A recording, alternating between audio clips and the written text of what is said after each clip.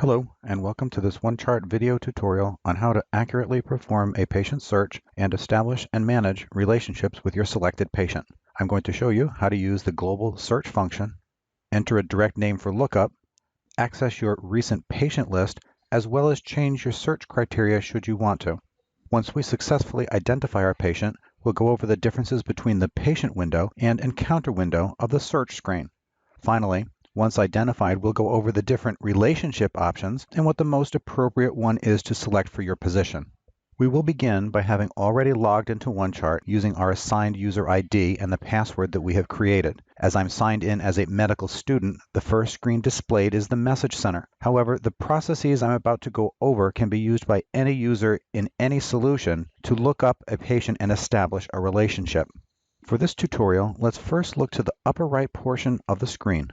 The first function to point out is the Recent button, which, when selected, will present you with the last 5 patients that you have accessed. Additionally, these same recent patients can be found by selecting the Patient option from the menu bar at the top of the screen, and then navigating to the option for Recent, where the 5 patients will automatically display.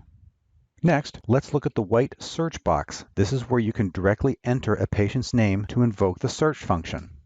Click into the box, and you can enter in the patient's last name and then the first name.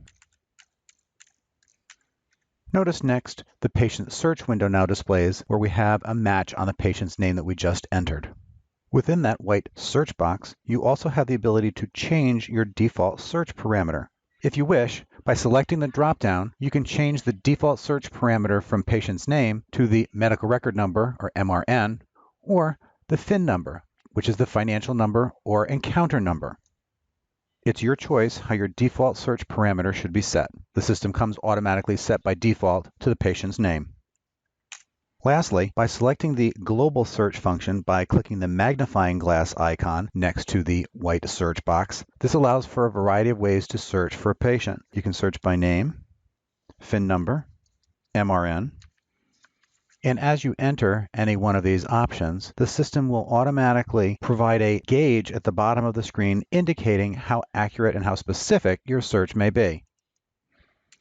Once again, I'll type in the last name of our patient. Notice the search quality gauge after entering in just the patient's last name still displays with red and orange. If I enter in some of the first name, as the search quality indicator shows that we still need to add more information, I'm going to continue by specifying more of the patient's first name.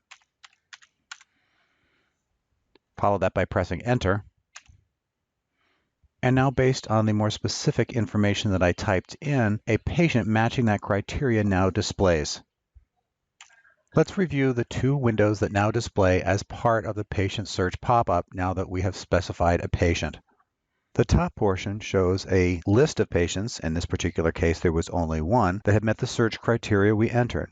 And the bottom window shows a list of encounters or accounts associated with the highlighted patient. Once you found the patient that you wish to select from the top window, be sure and navigate to the Encounter Select window at the bottom to actually select the patient. You should never select a patient by double-clicking the name from the top portion of the screen, because you want to be sure that you select the correct encounter. Selecting the patient name does not guarantee that you will get the encounter you are expecting. For example, the active inpatient encounter. Always look for the account type, date range, and in particular for an inpatient, look for the discharge date field to be empty or blank. From the list displayed, I'm going to select the inpatient encounter with no discharge date and click OK. Having selected the encounter, you immediately are presented with the pop-up to select and establish a relationship with the patient. As I am logged in as a medical student, I will select the medical student option for establishing a relationship.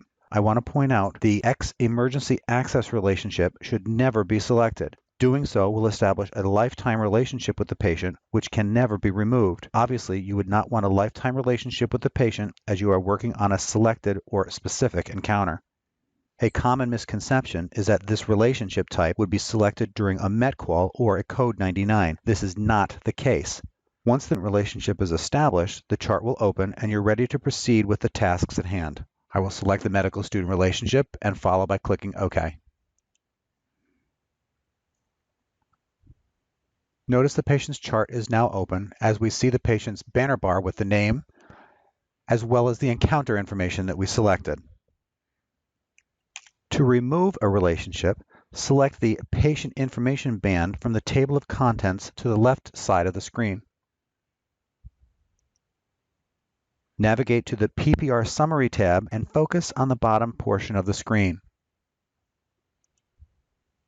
Select the My Relationships Only checkbox, and when your name displays, select the line item and right mouse click and select the option for Inactivate.